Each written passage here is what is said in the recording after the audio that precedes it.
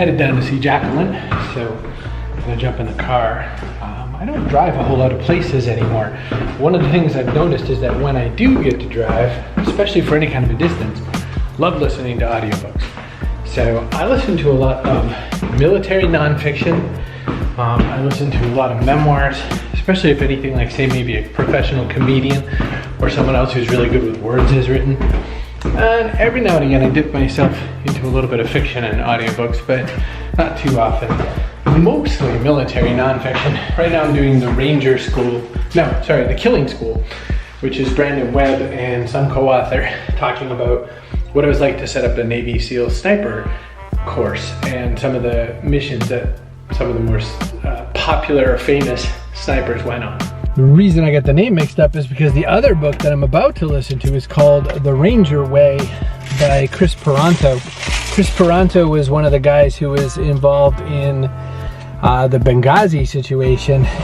If you saw the movie 13 Hours, he was Tonto, which was his nickname, Chris Paronto. Tonto, get it? So just like talking about the audiobooks, my topic was gonna be, there's always a way to get more of what you wanna get done if you pay attention to how you wanna smush it all into the rest of the parts of your life. For example, if you jump in your car, instead of listening to the radio, listen to an audiobook or a podcast. If you've got 5 minutes to stand in line at the grocery store, maybe don't look at People magazine, maybe look at a bunch of collected stuff that you had intended to read for later. Let me ask you, how much do you have on a folder somewhere on your laptop or something full of ebooks that you downloaded for free that you're gonna read later? How many have you read? Most people's answer, none. Right? So let's look for places where we can stick some stuff like that. Let's look for some places where we can kind of mix our time up and get some more value out of it. Now there's a huge difference between what I'm saying and people who are trying to like stuff a million things into their day. I don't stuff hardly anything into my day. I try my hardest to work just like 3 or 4 hours on any given thing. 3 or 4 hours, you say? Yeah, because I find like people try to put like 16 hours worth of work into their day, and I don't find it's usually really good. I find that people, if they have a lot of hours of time, waste it or stretch it or do too much of the wrong thing.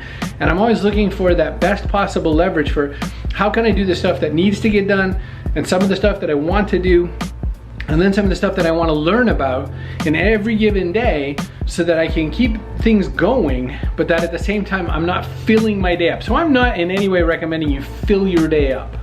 People say things all the time to me like, oh, I would do that, but you know, food prep's hard. You can never find the time to do food prep. Or I would do that, but who can find the time to write? You can always find the time for anything. It is so important to know that. It is so important to know that whatever you want to do, you can find the time for it. I'm reading a physical paper book by this guy Chuck Klosterman, who I like a lot, who writes really good nonfiction essay type stuff. And why am I finding the time to read this book? Because I want to, and because I can.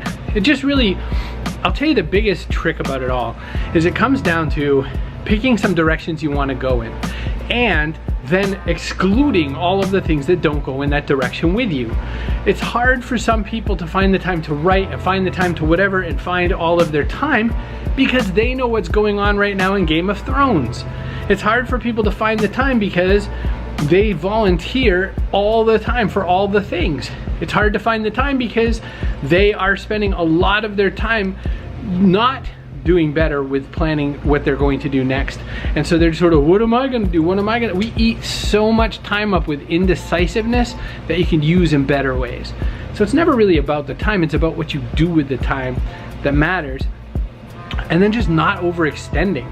You know, it's never gonna be good for you to try to learn a new language, reorganize your house, put your house up for sale, start a new diet, go to another country, and all these things all at the same time. The more big changes you throw at yourself at the same time, the more you're gonna run into a few challenges with that, right? Because there's just gonna be so much going on. You're just not going to have the opportunity to really lay down on one thing. I've come to believe the opposite of what I believed most of my life, which is I thought multitasking was the way. It's not.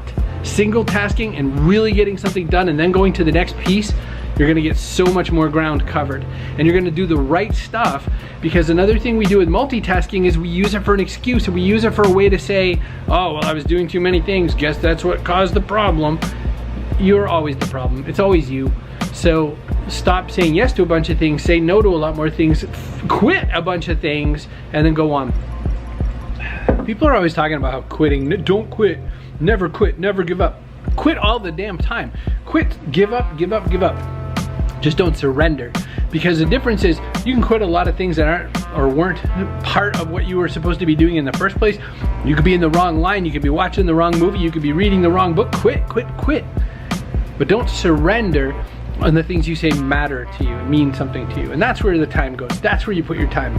So, you know, read your audiobooks in the car to get your brain bigger.